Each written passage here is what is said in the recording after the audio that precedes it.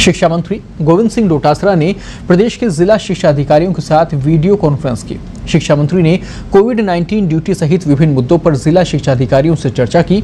उन्होंने निर्देश दिया कि कोविड-19 से संबंधित कार्य में जुटे शिक्षकों की जगह 17 मई से नियुक्त होने वाले नए शिक्षकों की सूची एसडीएम को जल्द सौंपी जाए, जिनकी ड्यूटी लोग उन शिक्षकों को ही मुख्यालय पर बुलाया जाए।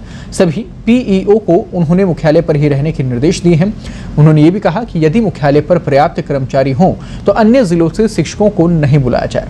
और भी कई मुद्दों पर शिक्षा मंत्री ने इस दौरान शिक्षा अधिकारियों को दिशा निर्देश दिए हैं। पूरी खबर पर ज्यादा बातचीत के लिए इस वक्त हमारे साथ में राजस्थान शिक्षा मंत्री गोविंद सिंह डोटासरा जुड़ गए हैं। डोटासरा जी, सबसे पहले तो स्वागत है आपका पत्रिका टीवी पर। जी नमस्कार जी सर, आज वीडियो कॉन्फ्रेंसिंग हुई और उसके दौरान कई दिशा निर्देश आपकी तरफ से दिए गए। दर्शकों तक सबसे पहले तक वो जानकारी पहुंचाना चाहेंगे, क्योंकि लगातार फॉलो लोग कर रहे हैं, पूरे बुलेटिन को देख रहे हैं हजारों लाखों लोग। तो ऐसे में क्या दिशा निर्देश यहाँ पर उन शिक्षकों के लिए रहे और पब्लिक तक कौन सी जानकारी सबसे पहले पहुंचनी चाहिए?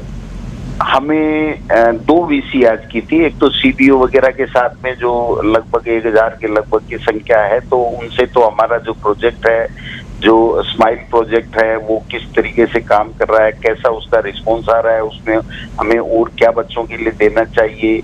दूसरे जो ई कंटेंट हम मंगा रहे हैं टीचर्स के, तो उनको कैसे मोटिवेट कर करके ज्यादा से ज्यादा मंगाएं जिससे आगे आने वाले भविष्य में काम आए, इस पे हुई थी। और दूसरी जो वीसी हुई थी वो डायरेक्टर ने और मैंने ली थी, तो वो सीडीओ और जो सीबीओ प्लस आपके डीओ वगैरह के साथ में, तो उनको ये कहा गया कि ये जो दोबारा से 17 मई से समर वेकेशन का हमारा जो चलेगा, तो उसमें किस तरीके किन लोगों को लगाना है, पहले मार्च से लेकर के जो टीचर्स लगे हुए हैं उनको किस तरीके से फ्री करना है, रेड जोन वाले को अपने को ड्यूटी कर नहीं हटाना है, महिलाओं को, एकल महिलाओं को, विधवाओं को, परित्यक्ताओं को किस प्रकार से छूट देनी है, सभी कार्मिकों को 17 तारीख को लास्ट डे 16 तारीख को नहीं बुलाना है, जबकि आवश्यकता हो तो ही लगाना है। तो इसी दौरान चर्चा में आया कि एक जालोर जिला कलेक्टर महोदय ने एक आदेश निकाल दिया कि जो भी टीचर 17 तारीख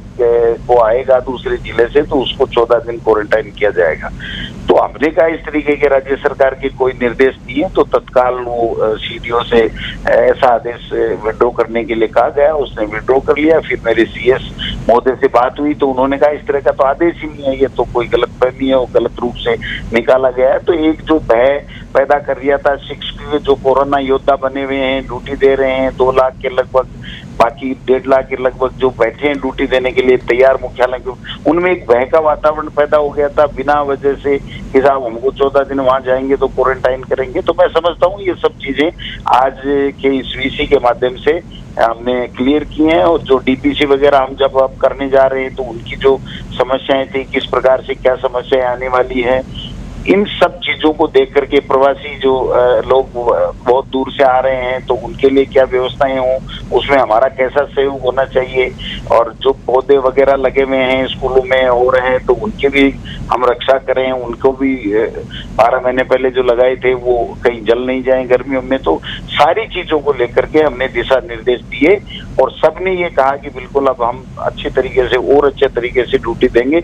हमने कहा हमें कोरोना को हराना है, कोरोना को भगाना है और हम सबको जीतना है इस जंग को, तो उसको मोटिवेट किया गया सबको। इसके साथ ही एक जो समस्या इस वक्त बनी हुई है, जैसे ग्रामीण क्षेत्र है, मान लीजिए शहरी क्षेत्रों में बड़ी स्कूलें भी हैं, लगातार ऑनलाइन पढ़ाई को लेकर उनकी तरफ से सबल भी उन विद्यार्थियों को मिल रहा है, लेकिन जो ग्रामीण क्षेत्र का पूरा तबका है, पूरा एरिया, बड़ी बेल्ट है प्रदेश के अंदर, उनके लिए ऑनलाइन शिक्षा का माध्यम जो है वो कैसे अब आगे हो पाएगा? आगे के समय में क्या कुछ रणनीति प्रदेश सरकार की रहेगी? जो शिक्षा विभाग है उनकी क्या कुछ रणनीति रहने वाली है? वो हम लोग देखिए, वैसे तो समर वेकेशन है, जब 1 से लेके जो होम एग्जामिनेशन है उसमें पास कर दिया गया बच्चे को, और केवल 10वीं और 12वीं के जो पेपर बचे हुए हैं उनके लिए वो बच्चे तैयारी कर रहे हैं। फिर भी हम चाहते हैं कि आगे आने वाले समय के लिए हम तैयार रहें, तो हमने जो टीचर्स का, जो हमारे अच्छे टीचर्स हैं, विषय विशेषज्ञ हैं, उनको ई कंटेंट्स के माध्यम से उनके जो वीडियोज हम लोग 2000 के लगभग आ चुके हैं उनको एग्जामिन करवा रहे हैं, और जो अच्छे होंगे विषय की, जिनकी पकड़ होगी, उनको हम हमारे जो माध्यमिक शिक्षा वहाँ निदेशालय में जो स्टूडियो है उसके माध्यम से उनको तैयार करवा के और पाठ्यक्रम तैयार करवाएंगे, जिससे आगे आने वाले समय में अगर जरूरत पड़े तो चाहे दूरदर्शन के माध्यम से, अन्य चैनलों के माध्यम से, या हमारा जो राजीव गांधी भवन है उनके माध्यम से, ICT लैब्स हमारी हैं 11,000 के लगभग हैं, उनके माध्यम से, मतलब कुल मिला के हमारा प्लान पूरा तैयार है। हम लोग तैयारी में हैं कि अगर ये कोरोना किसी रूप में आगे चल गया तो हमारे बच्चों के भविष्य के साथ में खिलवाड़ नहीं हो, इसकी तैयारी हम लोग करते जा रहे हैं। एक निवेदन आपसे मैं करना चाहूंगा, क्योंकि लॉकडाउन की स्थिति है, कोरोना की महामारी है, वैश्विक महामारी है, इसके चलते सोशल मीडिया के ऊपर लोग लगातार जो भ्रामक प्रचार है वो लगातार हो रहे हैं, गलत खबरें लगातार प्रसारित हो रही हैं। ऐसे में प्रदेश के शिक्षा मंत्री होने के नाते मैं आपसे चाहूंगा कि आप एक अपील जरूर पूरे प्रदेशवासियों से करें, ताकि जो लोग जुड़े हुए हैं सोशल मीडिया के माध्यम से या फिर अन्य माध्यम से, उन तक की सटीक जानकारी पहुंचे कि भ्रामक प्रचारों से दूर रहें। बिल्कुल निश्चित रूप से देखिए, सोशल मीडिया का जो सदुपयोग होना चाहिए था वो नहीं करके लोग बात दुरुपयोग कर रहे हैं, और वो दुरुपयोग भी इस कदर पे कर रहे हैं कि कई जगह तो लोग झगड़े फैल जाते हैं, आत्महत्याएं कर लेते हैं। आप रोजाना देखने को आ रहा है कि साहब अमेरिका की है, पता नहीं कहाँ की, इटली की खबरें दिखा के, फोटो दिखा करके और भयभीत कर देते हैं, तो लोग कोरोना नहीं होते हुए भी आत्महत्याएं कर लेते हैं। तो मैं समझता हूँ ये बहुत खतरनाक है। सोशल मीडिया का सदुपयोग होना चाहिए, दुरुपयोग नहीं होना चाहिए, और अगर कोई दुरुपयोग करता है, गलत करता है, तो कानून बना हुआ है, उसके खिलाफ कार्रवाई होनी चाहिए। शुक्रिया, बहुत बहुत धन्यवाद पत्रिका से जुड़ने के लिए और अपने विचार रखने के लिए।